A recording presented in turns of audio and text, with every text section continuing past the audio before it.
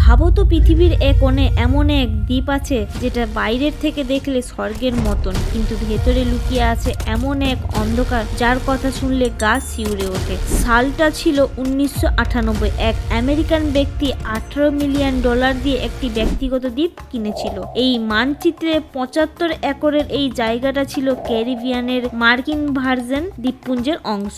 নাম Liton Saint James. বাইরে থেকে দেখতে মনে হতো স্বর্গ। নীল সমুদ্রে ঘেরা সাদা বালির সৈকত, চারদিকে সবুজে ঘেরা পরিবেশ, তার মাঝখানে রাজপ্রাসাদের মতন বিলাসবহুল বাংলো, চারপাশে অতিথিদের জন্য ভেলা, আর দুটো বড় বড় সুইমিং পুল, জিম, এমনকি একটি প্রাইভেট জেটও ছিল। সবকিছুই যেন নিখুঁত ভাবে সাজানো। কিন্তু এই স্বর্গের আড়ালে লুকিয়ে ছিল এক ভয়ঙ্কর অন্ধকার। আশেপাশে দ্বীপের মানুষেরা এটিকে প্যাডোফাইল আইল্যান্ড বলে ডাকতো। 12 থেকে 17 বছর বয়সী মেয়েদের এখানে পাচার করা হতো, তারপর তাদের উপরে চলতো নির্যাতন। চারদিকে সমুদ্রে থাকার কারণে পালাতেও পারতো না তারা। একবার 15 বছরের এক মেয়ে সাঁতার কেটে পালানোর চেষ্টা করেছিল, কিন্তু তাকে ধরে ফেলা হয় এবং তার পাসপোর্ট ছাড়িয়ে নেওয়া হয়। আর কিন্তু এখানেই সবকিছু শেষ না। সবচেয়ে বড় প্রশ্ন হলো, এই দ্বীপে আসতো কারা? শুনলে অবাক হয়ে যাবেন। পৃথিবীর নানান দেশের বিলিয়নার, সেলিব্রিটি, রাজনৈতিক ক্ষমতাশালী মানুষেরা। এই তালিকায় ছিলেন ব্রিটিশ প্রিন্স অ্যালড্রয়েন, বৈজ্ঞানিক স্টিফেন হকিং, কমেডিয়ান ক্রিস টাকার, আরো কত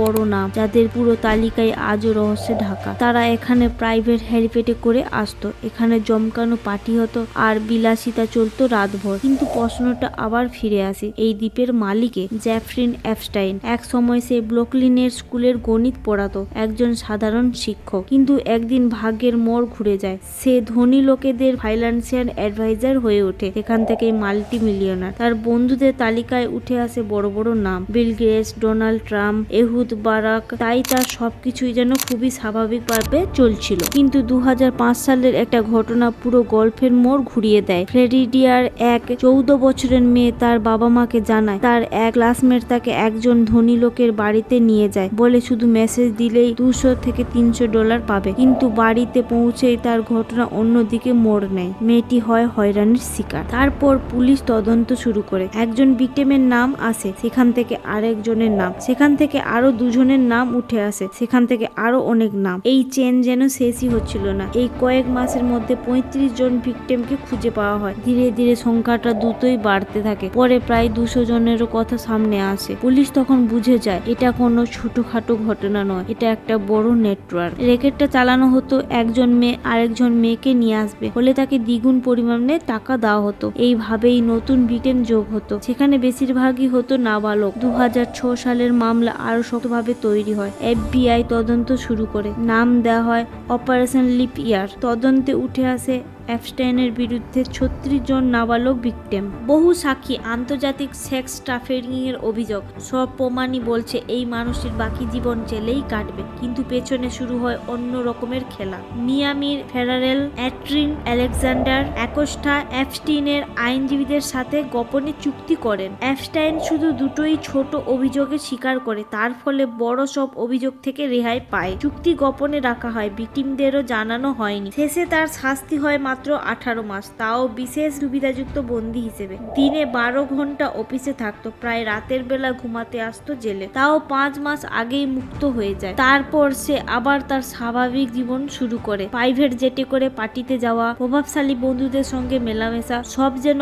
আগের মতনই চলছিল। কিন্তু গল্প এখানেই শেষ হয়নি, বরং এখান থেকেই শুরু হয় আরো বড় ঝড়। এক সাংবাদিক জুলি ব্রাউন হাল ছাড়েনি। বছরের পর বছর তদন্ত করে 2018 সালে প্রকাশ করে কিভাবে স্টিফেন এপস্টাইনকে ষড়যন্ত্র করে বাঁচানো হয়েছে। জনগণ ক্ষেপে ওঠে। তারপর তদন্ত শুরু হয়। 2019 সালে আবার গ্রেপ্তার করা হয়। এবার সরাসরি সেক্স ট্রাফিকিং এর অভিযোগ দেওয়া হয়। কিন্তু সবচেয়ে বড় টুইস্ট আসে এরপর। 2019 সালের 10ই অক্টোবর এপস্টাইনকে জেলে মৃত অবস্থায় পাওয়া যায়। সরকার বলে আত্মহত্যা করেছে, কিন্তু এখান থেকেই জন্ম নেয় অসংখ্য ষড়যন্ত্র। 2024 সালে ভোটের কথা ভেবে ট্রাম্প সবাইকে প্রতিশ্রুতি দেয় ক্ষমতায় এলেই ট্রাম্প এপস্টাইনের ফাইল সবার সামনে প্রকাশ করবে। 2025 সালে ক্ষমতায় ফেরত আসার পরও ঘোষণা করে ট্রাম্প কোনো ক্লায়েন্ট লিস্ট নেই, ফাইলগুলো প্রকাশ করা হবে না। কিন্তু পরে 19শে ডিসেম্বর বিচার বিভাগ যে ফাইলগুলি প্রকাশ করে তার বেশিরভাগ অংশই কালো মার্কার দিয়ে ঢেকে রাখা ছিল, ফলে বোঝা কঠিন ছিল। তবুও পরে দেখা গেল বিল ক্লিনটনের চেয়েও ডোনাল্ড ট্রাম্পের নাম বেশি উঠে এসেছে। এক ইমেল থেকেও জানা যায় ট্রাম্প এপস্টেইনের প্রাইভেট প্লেন 8 বার ট্রাভেল করেছেন, যদিও তিনি এসব স্বীকার করেননি। এখানেই শেষ নয়, আরেকটি ইমেলে লেখা ছিল ট্রাম্প সবকিছুই জানতেন কি ঘটছে, কিন্তু আজ অব্দি কিছুই বলেননি। এরপর সামনে আসে FBI কে করা এক লিমোজিন ড্রাইভারের ফোন কল, যেখানে 1990-এর দশকের এক নির্যাতনের অভিযোগ কথা বলেছেন। আবার একটা চিঠিতে লেখা ছিল, যেটা এপস্টেইন নিজেই লিখেছিলেন, ক্ষমতাবানরা পার পেয়ে যায় আর অন্যরা জেলে। এত কিছু পরও ট্রাম্প ও তার বিচার বিভাগকারী সবকিছু অভিযোগ মিথ্যা ও সাজানো বলে উড়িয়ে দিচ্ছে। ট্রাম্প এক সময় এই ফাইলকেই ভোটের প্রচার অস্ত্র হিসেবে ব্যবহার করছিল, কিন্তু এখন নিজেই এই ঝামেলায় জড়িয়ে পড়েছে। তবুও এপস্টেইনের দ্বীপে কারা ক্লায়েন্ট হিসেবে যেত সেই তালিকা এখনো প্রকাশ পায়নি।